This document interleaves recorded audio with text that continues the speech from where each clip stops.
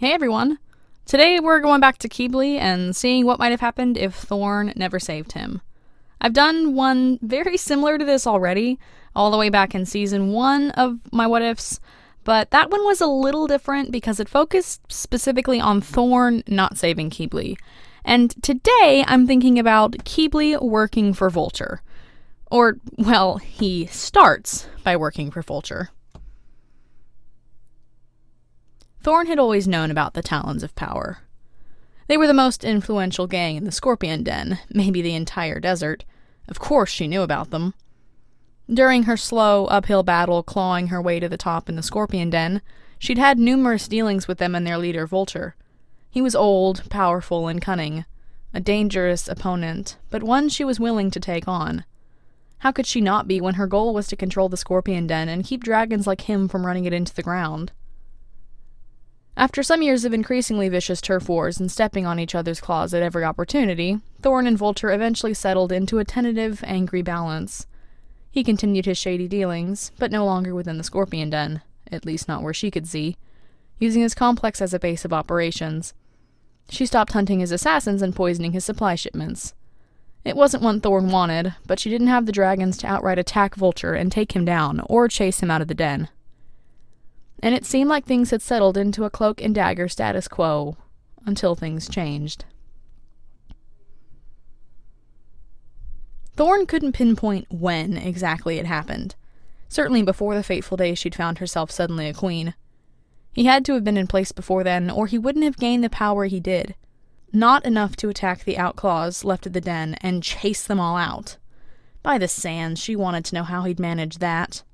All Six Claws had been able to tell her, exhausted from his flight across the desert and sporting a new set of slash marks on his chest, was that they'd been attacked by the Talons of Power and chased from the den. Well, Thorn had power now, and it was never too late to take care of old rivalries, so she'd sent Six Claws back with part of the army to finally root out the Talons of Power. And during that campaign was when Thorn learned that Vulture had been dead for a long, long time. The Talons of Power still existed, obviously. Six Claws wasn't the only outlaw with healing injuries to prove that. But now she had no idea who was pulling their strings. Cobra? One of Vulture's generals? Cobra had certainly never seemed ambitious enough to supplant her father like that, nor clever enough, though she had ruthlessness in spades. Six Claws scoured the den from top to bottom and never heard a whisper of the Talons. Vulture's decadent stronghold had been abandoned, and filled with clever traps that her soldiers bumbled into, and the contracts with gangs in neighboring cities had been left ignored, according to her spies. But in the meantime, someone was making the rounds in the den, talking up the criminals and mercenaries and thieves, promising protection from the Crown's eye. At first Thorn didn't connect the two. But then the false reports started rolling in, incorrect tallies of supplies or troops, spies who checked in days too late, messages that went missing. Anything Thorn tried to accomplish in the Scorpion Den fell apart in days, which led her to understand that Vulture's successor, whoever he was clever and territorial.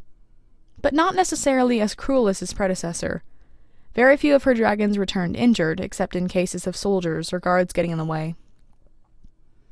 Queen of an entire kingdom now, and not just the den, Thorn couldn't spend all her time worrying about the city as much as she wanted to. She had other matters to attend to, such as their ragged tribe, torn by decades of war, and their unprotected borders and their many, many enemies, bitter from years of bloodshed and nosing around the edges of her kingdom like crows. A group of rogue Queen Scarlet loyalists started harrying her borders a month after Thorn first realized Vulture was gone, and they detonated cactus bombs in a small border village, killing 2 and injuring a dozen more. Thorn turned her attention there for a time. Once that problem was solved, with the culprits packed off to Queen Ruby to be dealt with, Thorn had to find a way to finance relief supplies to that same village. Finally, after 2 sleepless weeks, she returned her attention to the Scorpion Den. Her soldiers were still being thrown out, the city had locked its gates and refused to allow any of her officials entrance, as if that was a thing they could do.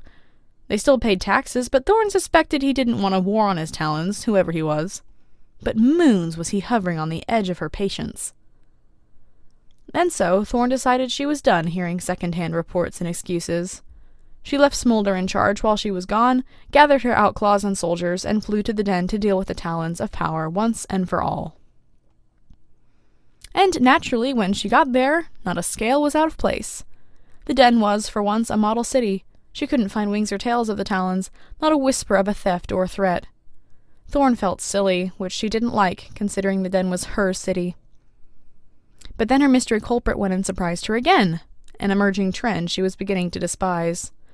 Thorn, Six Claws, and a few of her other lieutenants were getting drinks at one of her favorite restaurants, munching on roasted lizards and watching the street as they tried to come up with a plan.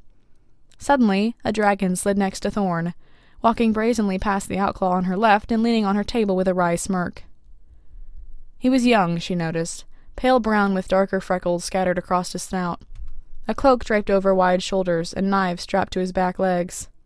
He wasn't skinny like many dragons his age she'd seen in the den for so many years. "Evenin', Queen Thorn," he drawled smoothly, fixing her with a cocky grin. Thorn raised an eyebrow slowly, even as Six Claws and the outlaw on her left reacted to his smooth, fast entrance. "Ah," he tutted, raising one claw. He had scars on his talons. "I wouldn't be rash," he said slowly. "You might find yourself and your queen slightly outnumbered." Thorn's instincts kicked into overdrive then, glancing around the building. Indeed, she counted at least 6 sandwings who were surreptitiously watching the proceedings, and she knew there would be more. Six Claws growled. "You dare to threaten your queen!" "Of course not," the younger sandwing interrupted smoothly. "I merely stated a fact. My friends can be overeager at times." "I thought I should introduce myself since you finally returned to the den," he said. Thorn, wary and frustrated all in one, had a sinking suspicion she knew what he would say. "Did you?" she said, keeping her tone dismissive. Grinning as if he saw right through her, the stranger fixed her with an uncannily perceptive gaze. "My name is Qibli," he said, tilting his snout in a mockery of a bow. "I thought you'd be curious to know who's running the Talons of Power these days." Thorn's expression pinched into a glare. "You have to know I have soldiers outside. I could have you caught and executed. You are a fool to show yourself like this. Vulture was never so foolish." "Ah, but Vulture isn't here, is he?" The stranger, Qibli, grinned like a shark. "And while you do have soldiers outside, I imagine they'll be spending the rest of this fine evening unconscious, sleeping off the poison darts my overeager friends carry." Thorn stiffened with fury, claws gouging lines into the floor. She lowered herself almost unconsciously, widening her stance and raising her venomous tail. "Don't worry," he said dismissively. "We won't harm you today, just—" And here he paused, looking around the room pensively. He tapped a claw on the table. "Remember how easy it was to corner you. You could be dead like this." Qibli tapped one claw tip against her throat, slow and mocking, and 3 moons was she angry now. But she signaled her dragons to stand down as soon as they bristled again. Thorn was watching the dragons slowly circling them in the room, and they were outnumbered 2 to 1 at least. "Vulture was never foolish enough to challenge someone he couldn't defeat, either," Thorn said acerbaically. The dragon had the nerve to wink at her as he slipped away, waving a talon and stepping through the door. Thorn whirled, drink forgotten. All his underlings had vanished as he left, melting out of other exits and disappearing. Six Claws rushed to the door he'd exited from and looked around. "He's gone," he blurted. Thorn joined him. Qibli was nowhere to be seen in the streets. "Not for long," she said grimly. True to his threat, her guards were slumped unconscious outside, all with a tiny dart pricking their neck scales. She sent someone for the rest of her soldiers, and they spent the rest of the night combing the den from top to bottom, with no luck. Qibli and his Talons had disappeared like mist on a sunny morning, leaving no trace behind. In the end, Thorn returned to her temporary quarters, exhausted and furious, looking forward to resting, only to find a note pinned to her door with a tiny throwing dagger. Snarling, she ripped it down to read. "Queen Thorn, I don't challenge anyone I can't beat, either." There was a doodle of a skull and a dagger at the bottom, mocking in their crude skill. Thorn incinerated the note and stomped to bed. Once again, the duties of her station caught up with her, forcing Thorn to abandon the den again and return to the palace, this time to help negotiate pricing on supplies her dragons needed desperately. It was one thing after another from then on, and Thorn suspected sometimes that some of the issues might be influenced by the Talons of power. Some mistakes that required days of her attention seemed a little too coincidental in their perfect happenstance. But for the time being, Thorn had to admit defeat, bitter as it tasted. Qibli was running circles around her, he was invisible to anyone she sent to the den, and she always had something more pressing to attend to. She told herself it wasn't a defeat, just a bid for more time, but the excuse always felt just like that. An excuse. And that's it for this one. Not much plot, it's meant to be more of a peek into Qibli's horrendous sass and Thorn's perpetual migraine.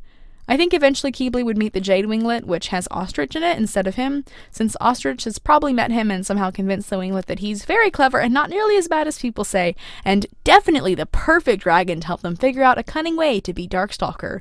No ulterior motives there. Anywho, thanks for watching. Check out the description for links to my store, Patreon, DeviantArt, all that jazz. If you enjoyed this video, let me know in the comments, and have a wonderful week. In the ways of the week, the time's complete.